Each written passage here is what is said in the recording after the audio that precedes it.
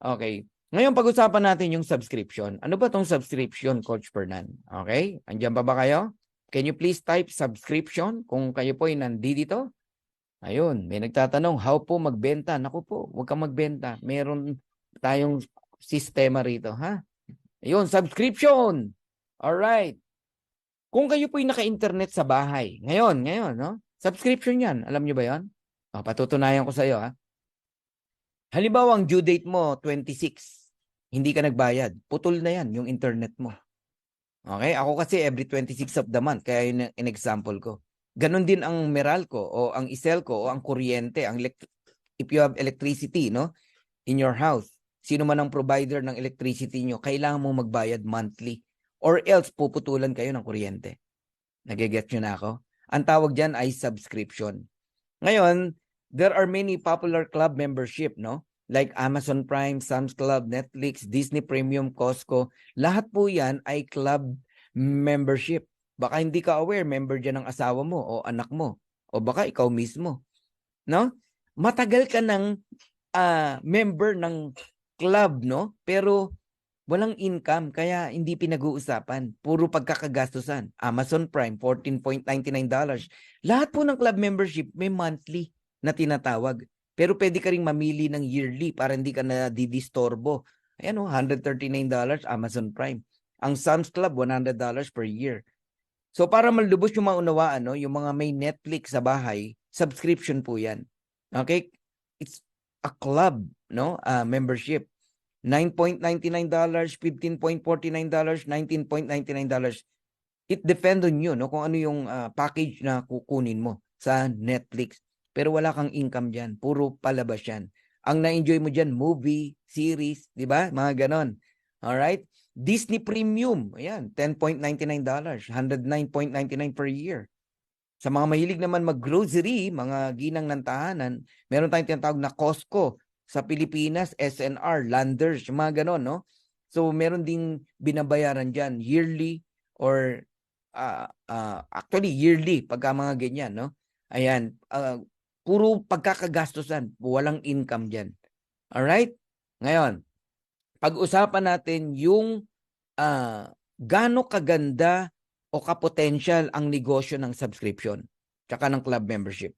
Pag-usapan natin si Zoom. Itong ginagawa natin ngayon ay Zoom meeting. Alright?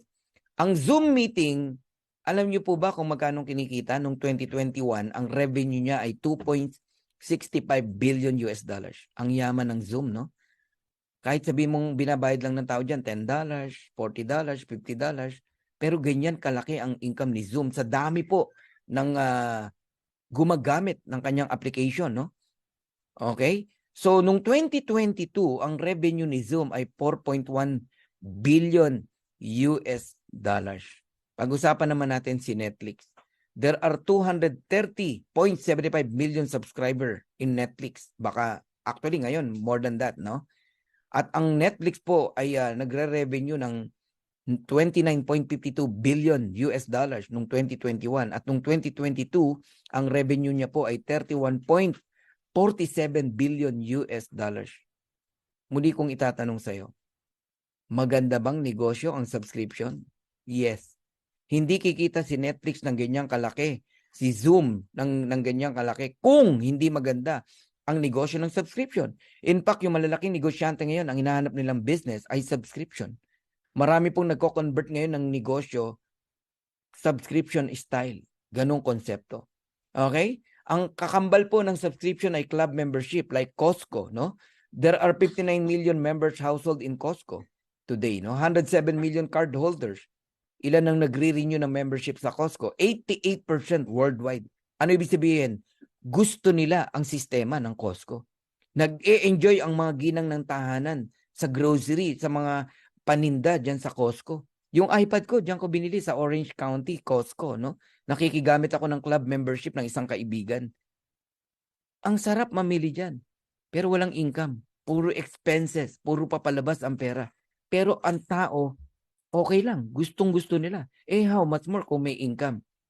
So magkano kinikita ni Costco? 3.5 billion in membership alone, no? Yung kita pa sa mga grocery, sa products. Ganyan po kayaman si Costco. Ngayon po, tatanungin ko po kayong lahat. Ano po ang negosyo ni Costco? Club membership. Ano po ang negosyo ni Live Good? Club membership. Ano po ang negosyo ni Netflix? Subscription. Ano po ang negosyo ng Live Good? Subscription. Meaning, we are on the right track. Kung si Netflix kumita ng 31.47 billion at nagkaroon ng 230.75 million subscriber, darating po ang araw si Live Good, aabot po sa numbers na yan. Can you imagine kung nasa 230 million na ang subscriber ni Live Good at kumikita na rin ng 31.47 billion? Ano sa tingin mo? Stable ang kumpanya?